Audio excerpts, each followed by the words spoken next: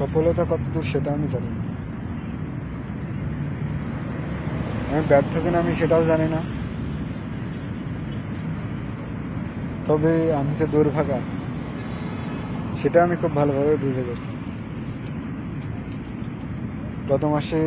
প্রথম মাসের বেতন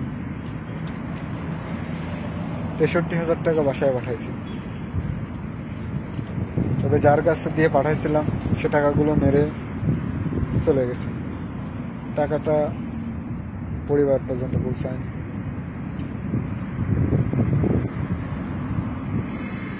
আজ সকালবেলা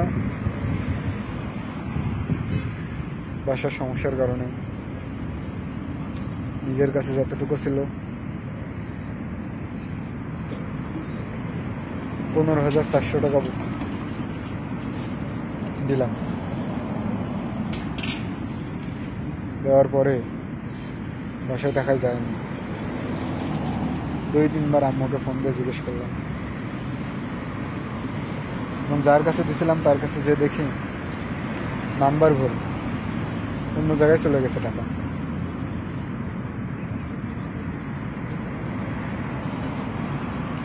তবে যে সফল না হতে পারলেও, ব্যর্থ না হতে পারলেও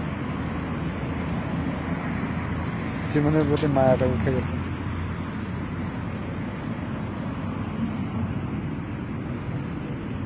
আর কিছুই ভালো লাগে না।